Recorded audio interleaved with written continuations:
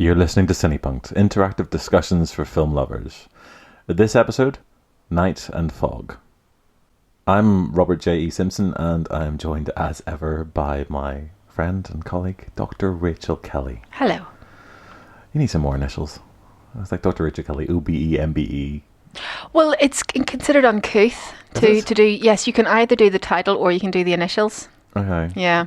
Oh, so that's the way it works. So it would be Rachael Kelly. What? Rachel Kelly, PhD, or Dr. Rachel Kelly. You don't use the B-A-M-A, PhD? No? I don't have an MA. You don't have an MA? I don't have an MA. Oh, No, wow. I went straight from BA to PhD. Ooh. I'm just a prodigy like that. Oh, do you fancy? I see. I never got the PhD. Well, you're on the way. I'm on the way, I know. Yes. Anyway, I digress. So, you may recall from a few weeks ago, we had a conversation about La Jetée as part of this sort of short film season that we have been running in Belfast. And so this is basically a stripped down version of our usual podcast. Just me and Rachel here today. We've no Ben. So we'll try and keep it slightly academic light. Yeah. Robert's looking at me like, you can't possibly do that, can you, Rachel? And I'm like, well, I can, I think. Probably. I'll have a go anyway. Okay, so Night and Fog. This is Alain Resnais' 1956 documentary about the concentration camps. Shot, it's basically a mix of archival footage from the liberation of the camps in 1945 and some newly shot footage by Resnais in the concentration camps, Auschwitz primarily, in 1955-56. And he sort of puts the sort of colour contemporary footage alongside these black and white images, and it creates a sort of a rather interesting and rather haunting piece of film that I thought was worth discussing. Yeah, are we calling it a documentary? Is that what we're going to call it? I think you have to. I don't think you can call it anything else. What would you say? Film essay? I mean, I know this is part of what these guys are kind of championing, and kind of it's a movement that they almost start and perpetuate for a while. I really struggled to think of this as a documentary. I mean, to me, a documentary is something, it's a non-fiction piece of filmmaking, but it's shaping a narrative, it's telling a story, and this is more about impressions. Yeah, it's telling a story, there's a message film certainly, but it's much more oblique, I think. Oblique rather than presenting facts. It's meditative, it's thoughtful, it's asking questions, it's poetic, if you can call something that harrowing poetic, which, I think you can. I think you can. I mean, it's one of the things that Resnais himself said was one of his problems with it, was that actually, in making something like this so beautiful, he struggled to cope with that because... But the thing is, Auschwitz is beautiful. That's one of the most striking things. I don't know if you've ever been to Auschwitz. I've not been to any of the camps, so... I've been to Auschwitz. Now, you go to Auschwitz and Birkenau, which is the sort of the sister camp, and you visit both of them, as well, certainly you did when I was there, which is nearly 20 years ago. And one of the really striking things is when you pull up at the gates of Auschwitz with that sort of wrought iron Arbeit marked Frei over the top of it, the first thing you notice is how beautiful it is, and that's really quite disturbing. It's tree-lined, it's peaceful, these beautiful red brick buildings. It's something that Resnais actually focuses on as part of the film, and I think it's absolutely appropriate that he focuses on, because that's all the more haunting. Birkenau feels a lot more, it's easier to process because it looks so bleak, and it does feel very much like a place where terrible, awful things have happened. It's flat land. A lot of the bunkers have been destroyed, and it's flat, empty, barren-looking land.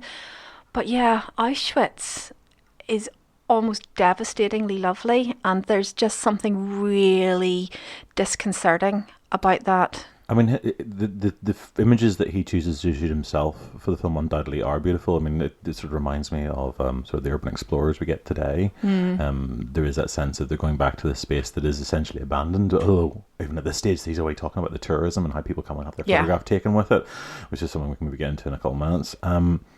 But even in terms of the choice of the archival footage that they use, some of the shots that they have of the camps at night, they are nothing less than stunning. They really shape the architecture to be beautiful. They're really beautifully lit. You've got these wonderfully cinematographic crane shots. So there is obviously an inherent beauty within this space that... Is that part of what Rene's trying to do? Is he trying to kind of unsettle, do you think, in that manner? Because it's much easier to recognise a monster if it looks like a monster. And I think what he's trying to do as well is to kind of highlight how kind of surreptitiously all of this can creep up. You know, serial killers look, when somebody's revealed as a serial killer, but he seems so quiet and peaceful, you know, man next door, you know, family man, and how could he possibly be a monster? But that's what monsters are. They look like everyone else. So places of horror can be objectively beautiful as well, surely. And I think, isn't that what's most horrifying about it? It's really difficult to spot it. Quite possibly. And I think part of the problem here is that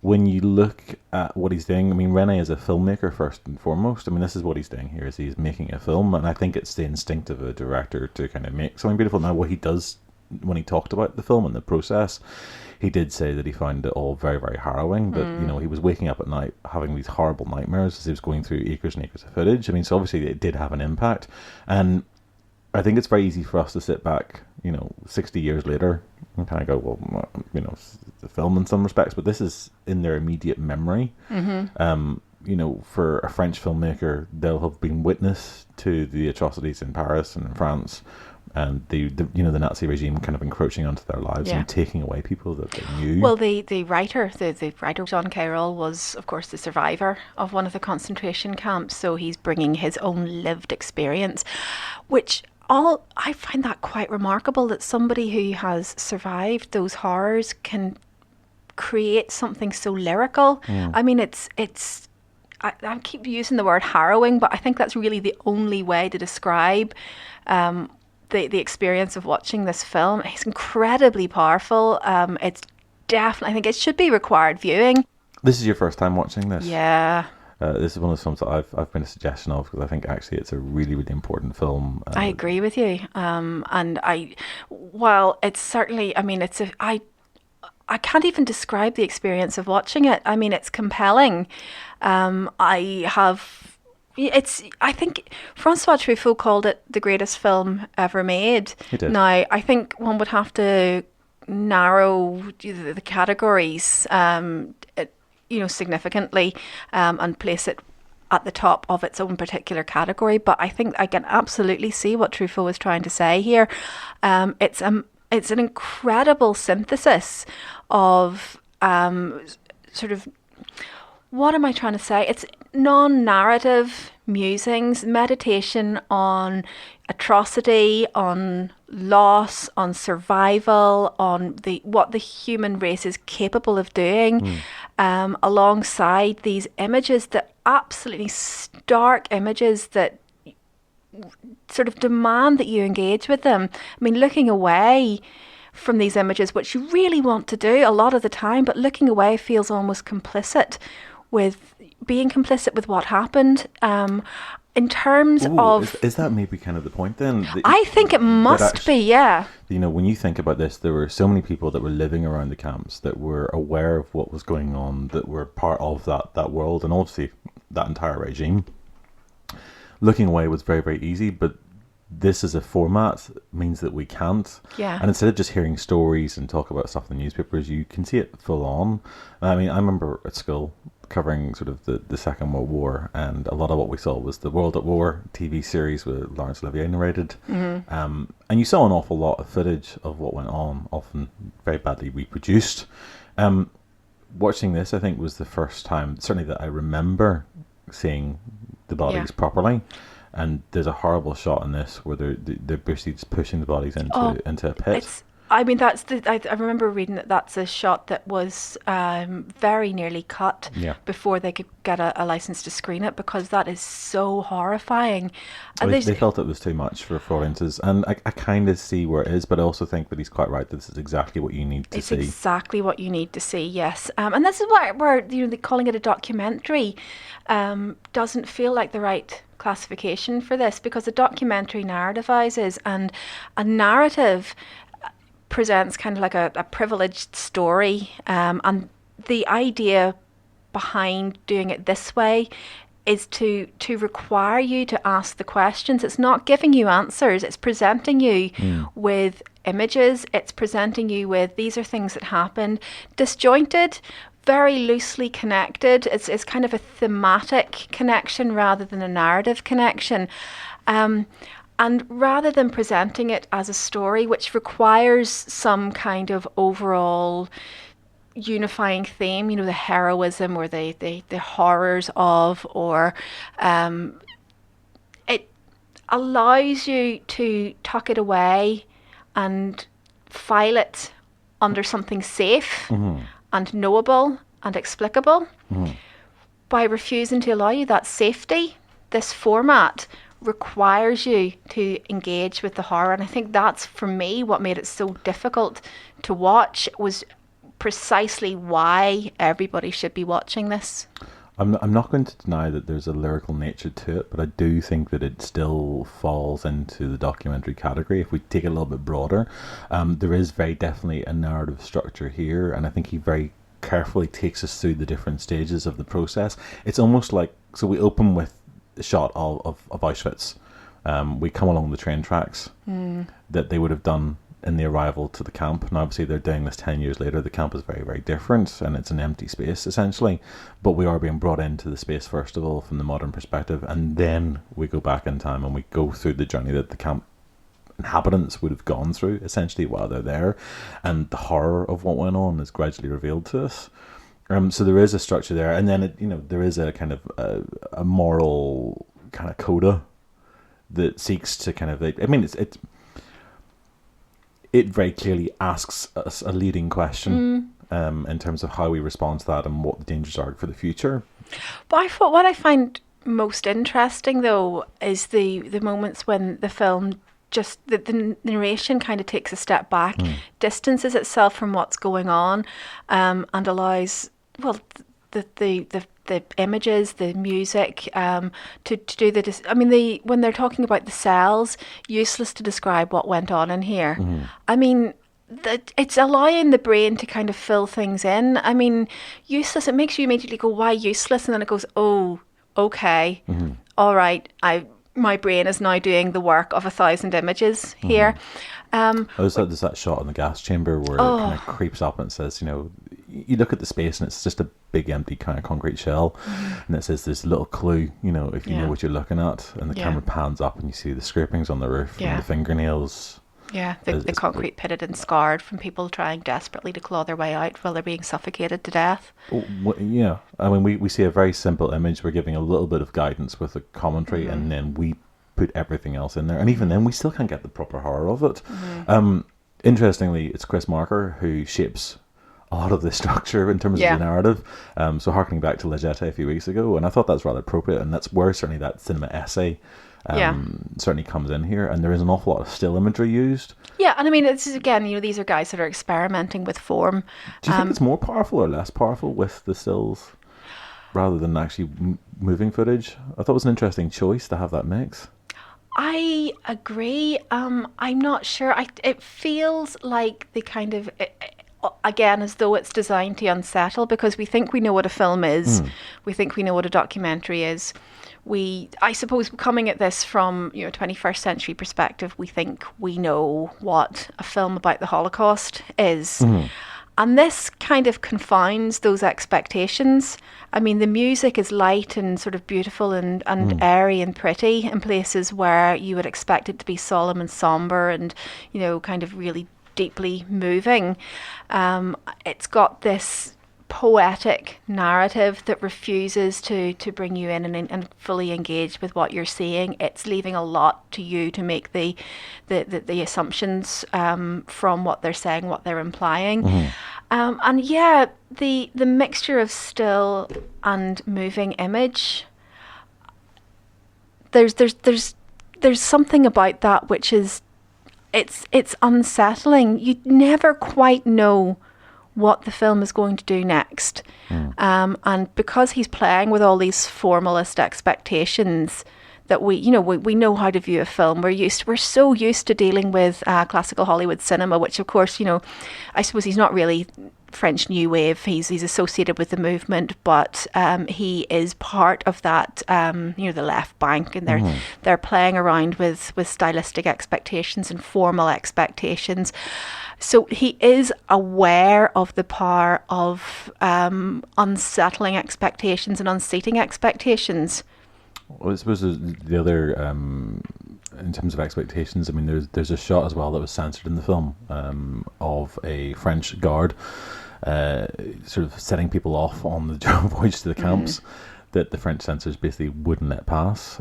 They felt it was inappropriate, but I mean, he argued the case that actually, well, no, that complicity that some of the French people had at the time with the Nazi regime needed to be projected on screen. In the end, he censors it himself. He has a beam put over the hat, so you can't tell the uniform. Yeah, I mean, he said it didn't matter. For him, the truth of the image was still there. Yeah. Even if that had altered it slightly. Well, I think that kind of misses the point. I understand, this is something that's still very raw and something that the French population is still processing at this point.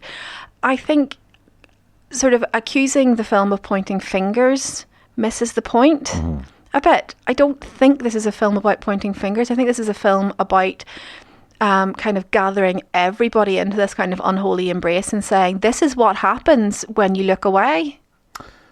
Yeah, it's absolutely devastating. I mean, I still think this is one of the most powerful films that I've ever seen. I watched this as an undergrad, 18 years ago, and it stuck with me ever since. I watch it occasionally, not for pleasure, because this is not a film you watch for pleasure, but it strikes me as being so pertinent and so relevant. And when you look at what happens in regimes around the world and just how quickly it is and how easy it is for things to escalate and the sheer horror. Yeah. Now, on that note, I was left in a state this morning watching this again, because I watched this and then I watched the German concentration camp factual survey film. Yeah, the Alfred Hitchcock one. Yeah, so this is a documentary that was produced by basically Britain in 1945 when they liberated the camps, and Hitchcock acted as a sort of consultant on the film, and what they did was they gathered together lots and lots of footage. It was sort of half made and abandoned in 1955, and then it was finished only actually a few years ago by the Imperial War Museum.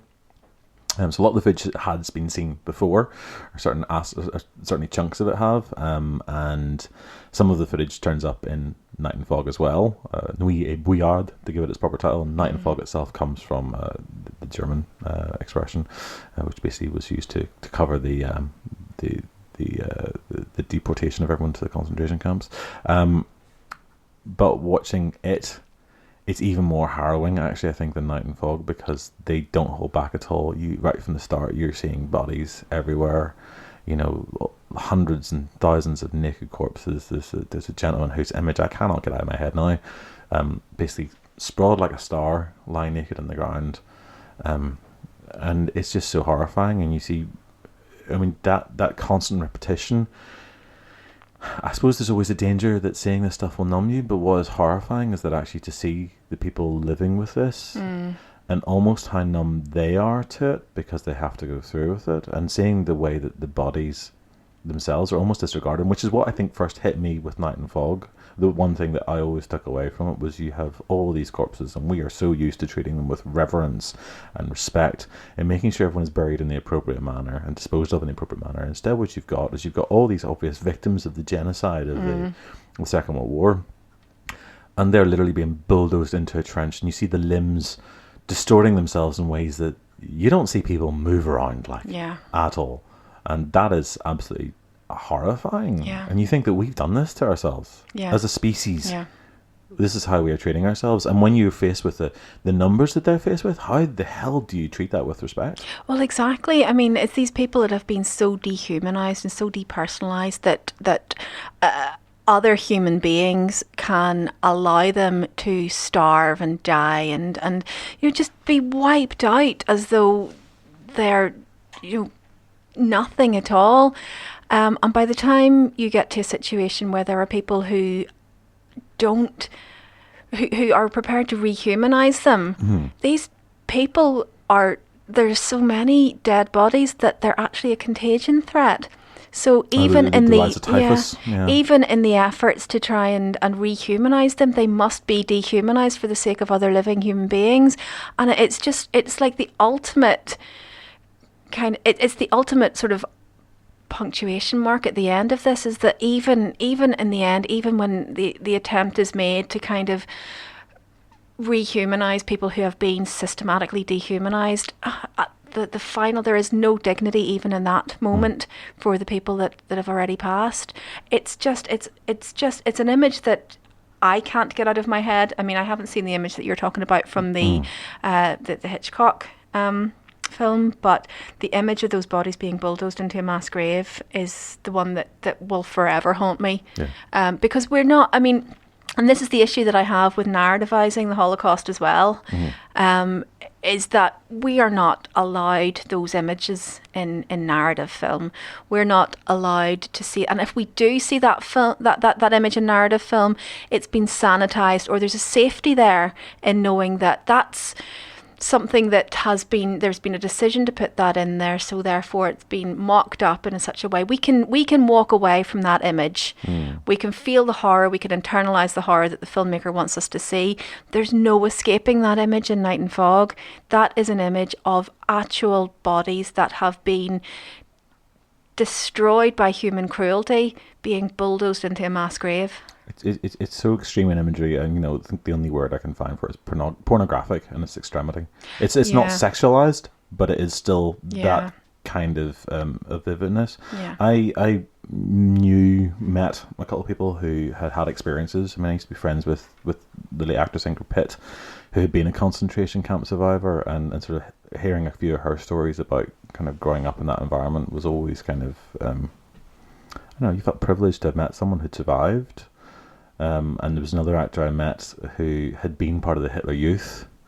We would never talk about it. I mean, you sort of forget that there is this side of things as well, that people, either they're complicit or they don't know anything else. They're sort of forced into that situation, and there's maybe a lesson somewhere along the lines about mob mentality and about how easy it is to be led by other people and down this path that ultimately leads to really scary and inhumane treatment. The really terrifying thing is that I don't think we're very good at learning these lessons. No. I mean, if you think about the Eisenhower quote after the liberation of the concentration camps, where he immediately goes, we have got to document every single one of these things, because in years to come, people are going to say this is propaganda.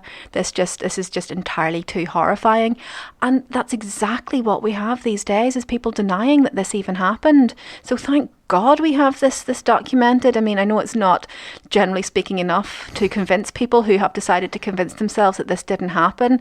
And Lord knows, I mean, it would be lovely if we could pretend that this never happened, because this is an appalling thing to have to confront as a species, that we are capable of this.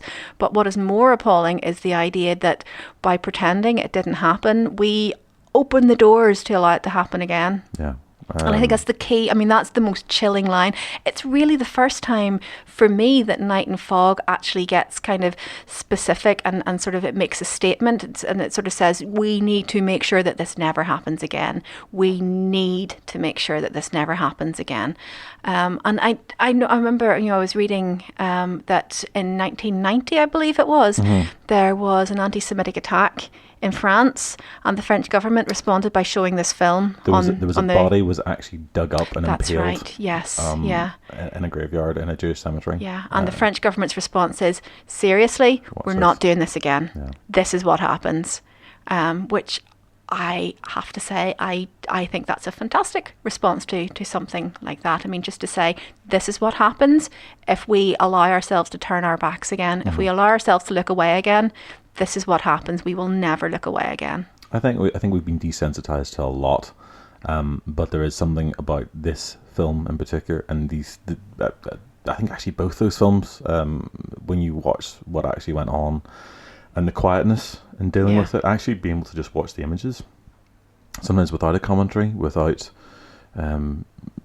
deep music or anything else, you're actually just left to ponder it, and the only sensation that I find is just shock and revulsion.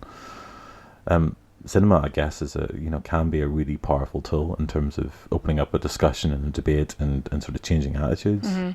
I think, one of the problems with cinema when it's being used in its most commercial sense is that it privileges story over content at the end of the day. And as somebody who has an academic interest in historical films about history, I am well aware of the dangers inherent in sort of cinematizing history, because you have to make pronouncements that don't accord at all with the process of recording history, and you have to make narrative decisions that are not necessarily related in any way other than kind of tangentially to the historical record as we currently understand it.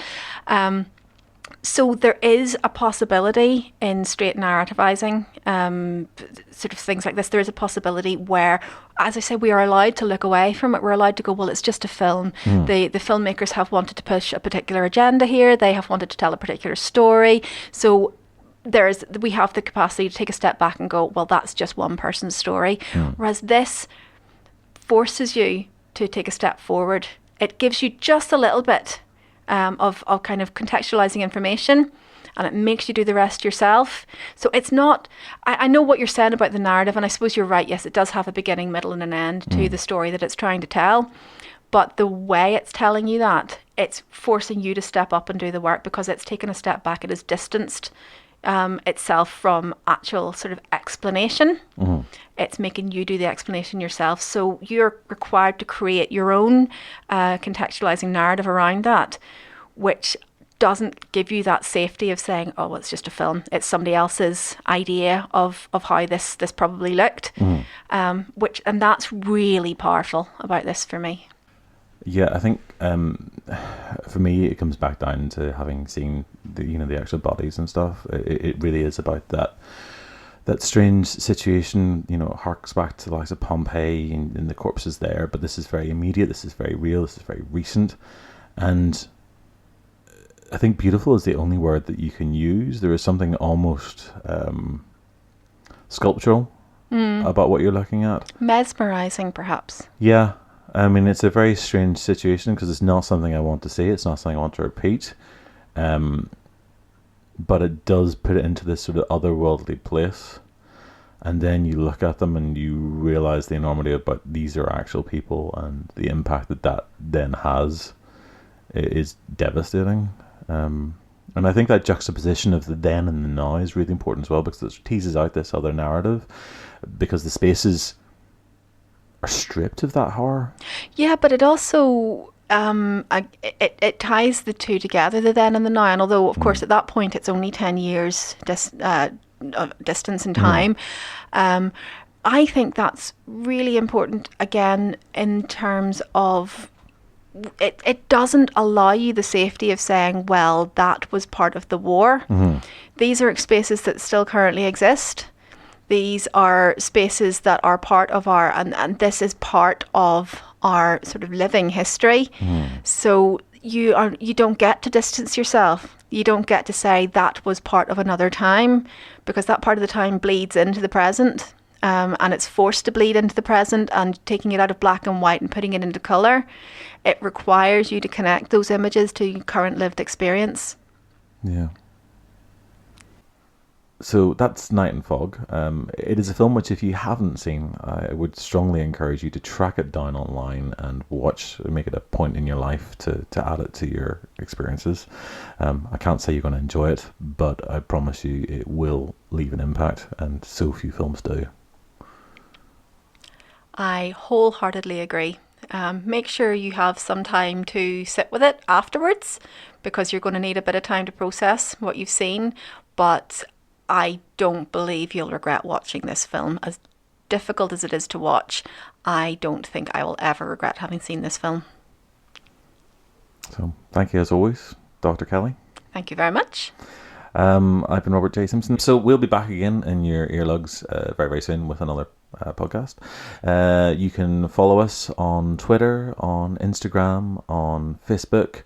We've also got our website, www.cinepunkt.com, and you've presumably already found this podcast, so well done you. If you would like to hear more, you can subscribe to us via your favourite provider, or find us more details on the website. Until the next time, cheerio.